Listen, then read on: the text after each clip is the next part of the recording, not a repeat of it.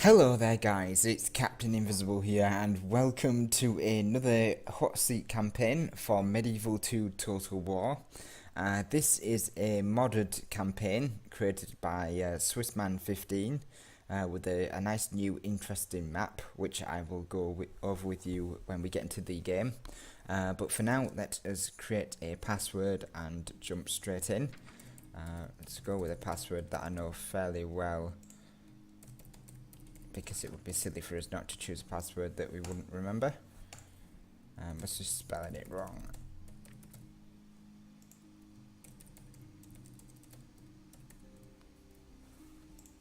There we are, that'll do. Okay, so we are obviously playing as the Holy Roman Empire on this new map. Although we won't be the Holy Roman Empire. Again, I'll go over that in just a second. But we do have the Holy Roman Empire flag and units on this map. So yeah, we're up here as the Holy Roman Empire. There's England, I think, over here, just right here, which is played by Berry Knight. Then there is the Byzantines down here, being played by Swissman15 as the Byzantines. Over here, I think around about here, is the Moors. It used to be the French, but I think it's the Moors now, being played by Rampand. Then there's the Venetians over here, being played by Lord Varangian. Up here is the Russians, being played by Old Total Warrior. So they have this island and then I think a foothold over here, similar to us. And then up here, I think around about here and sort of over here, are the Turks, being played by Tsar. So yeah, 7 players in total across this map. And I wish I could scroll out a bit further, but you can see on the little mini map how unusual this map is. There's these 3 main islands. This one up here, kind of like the north, the super north of the world. Then this unusual one here with this little cove here, Venetian Cove, as it will be probably recognised, considering the Venetians are over here and can probably capture all the settlements around it. And then down here, sort of a deserty area down here with the Moors just here, ready to control this strait. And then the Byzantines over here, as I say, ready to control the area. And then we've got the English behind these mountains and a little desert in front of us. So clearly someone doesn't want us to fight the English. Swissman obviously was making a hint with this when he created this desert and these mountains blocking us off from the English, which is an interesting map feature. And then in the centre we've got the highlight of this map, this island with this twin volcano that's spewing out this red gunk all over the place. Clearly there's been a lot of death here already, but there'll be a lot more to come in the next few, in this campaign anyway. So yeah, this island has these 3 settlements, and these settlements are actually part of the victory conditions. I forget where you get... here we are. You get to see the victory conditions. So Cavour, Bismarck and Teddy Roosevelt. That's these 3 settlements, so we have to control them, and then 45 regions as well. So basically we have to control the map. You know, these settlements are special, but again, it's just like under the campaign. You basically have to just control the map in order to get anywhere. So that is that's basically the map in a nutshell. There's these little islands over here, and sort of 3 different sections, but we're going to be focusing over here with the English and the Byzantines. Obviously we've got a concern of the Turks, who we will we'll have to think about later on, but for now we need to get moving. There's certainly plenty of rebel settlements on offer, and we need to make make our press for them. So we're going to take this army under the Emperor Otto, and we're going to sail it for this island down here. This island down here is Kaiser, so we're going to set off for that. It's just a small village, but as I say, any territory helps. I forgot to mention as well that every battle has to be auto-resolved, so we've got no flexibility with regards to sending one unit of cav into a full sack. We actually have to send full armies, otherwise we're not going to have the manpower to really do much.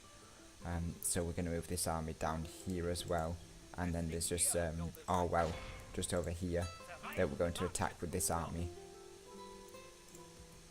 So we're going to try and capture those two within the next turn. Over here, we're going to get a brothel.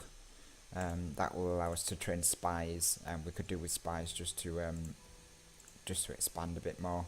And then we're going to upgrade this to a castle and start getting some troops, because we do actually have quite a lot of funds to spend early on. The king's purse is 5,000, which is more than what we usually get to play with in these campaigns. So certainly spending a lot is not going to be an issue in this campaign. I think that's about everything. We've not had any messages. I've gone over the victory conditions. Family tree is fairly simple, just 2 generals, 2 family members, Prince Frederick, and then I said the Emperor Otto over here. So we're just going to capture Kaiser, capture Orwell, and then maybe there's a large city over here, or there's a city over here. I don't know how big it is. I think it's a major town or something, but it's called Napoleon. So we'll capture Napoleon there, and then there's a large city over here as well, which we'll look at capturing. And we just want to basically secure this area, and then see where we'll go from there. We'll take a break. We're not going to push against the English too hard early on, but we do need to watch the Turks. Obviously, they are going to be looking to secure this northern island, and if we let them, that's a huge flank we've got exposed. So we'll have to either make deals with them to make sure they definitely don't attack us, or we will have to take the initiative and attack them instead. Aggressive play, obviously not my style, but again, I can resort to it if I really have to. So we shall have a look into that. For now, the last thing we need to do is we need to not call ourselves the Holy Roman Empire. We are going to call ourselves the... I was having to think about this earlier, but I've completely forgotten at this point. Let's do the Kingdom of the Norman Kingdom. There we are. So yeah, we're going to call ourselves the Normans, simply because I'll go over the story with you, considering we've still got plenty of time. How I imagine this, how I imagine we've come to this place, because let's face it, there's not going to be any historical accuracy with this, because it's a completely different map. So where I think we've come from is we've come from this northern island. We're kind of a Viking-y sort of people. We use the waves to sort of navigate across these islands and trade along these islands, and even raid along the coast here and down here. And we were very Viking people, and we decided to sail from here and try and sort of settle down here. Maybe there was some family disputes. Maybe the prince was waiting for his father to die to no avail, and his father was unhappy with his son's greed and decided to cast him out or what have you. So the sons embarked on a journey down here, to capture new lands, and landed at Genghis over here, just as the Turks sailed from out of nowhere and settled along this coast, and drove the Viking people up here, sort of all over the place, sort of along here to become the Russians, and down here to become our people, and from here basically this that's where our factions formed. Our faction that used to be Northmen, and they've kind of moved down here and sort of settled this area after their ancestors were driven out of the lands from the Turkish people. So in that regard, we are kind of Northmen, from the lands of the north, who have settled in this area, and that's the kind of feel I get from the Holy Roman Empire, that they are kind of almost like Normans, the Normans that settled both Britain, in Britannia and in Sicily. Very spirited, noble people who had war in their hearts and a sword in hand. So that's the feel I get for this faction, that we basically used to belong to this island, hence why we've got Genghis over here, which I believe is our capital. Actually, we need to change that. I believe this gets us more money per turn. In any case, it'll give us more influence over here. Plus, we need our generals down here more than anything anyway. But yeah, that's the feel I get, that we were driven from the Northlands, and we are now settling over here, and we're just going to start spreading our influence, taking out these local lords that think themselves better than the Northmen. And we will, in fact, let's call ourselves the Northmen instead.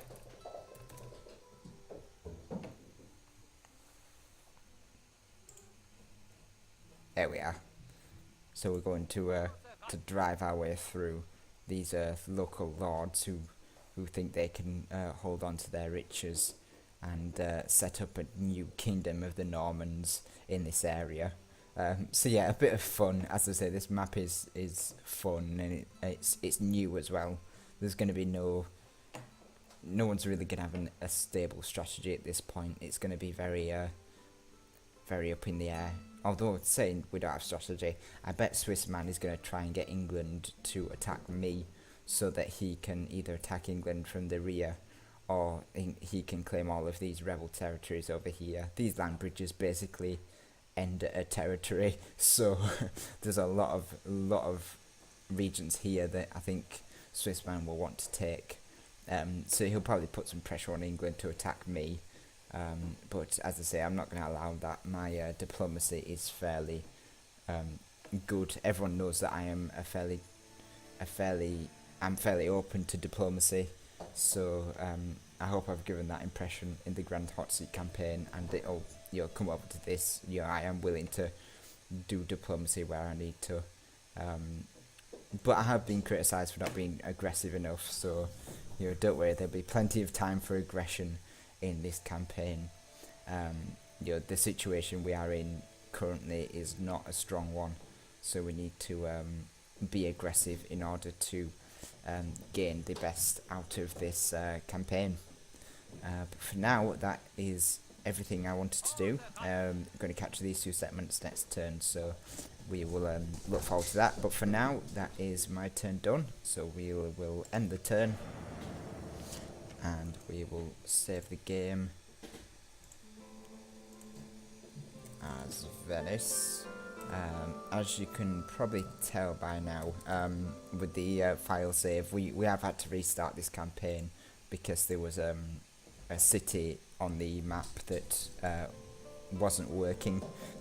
It sort of didn't exist, so it wouldn't give you any benefits or anything by capturing it. In fact, it was probably uncapturable. I don't know what I forgot what Swissman said about it, but yeah, he was having issues with it, so we had to restart the campaign, and he had to fix that issue. But we're back into it, and hopefully it'll be a fairly quick campaign, simply because there's only 7 people in this campaign, so it's not going to be like the Grand Campaign where there's 17 people waiting for the turn, so we should hopefully have a quicker time with this. So thank you very much for watching, and as I say, look forward to the next turns, because this campaign will be quite interesting given how unusual it is. There's no, it's not like the grand campaign, you know, not everyone knows where everything is, so it'll be nice and fun and interesting, and it'll be something new for you all to share. So thank you very much for watching, and I shall see you all in the next episode.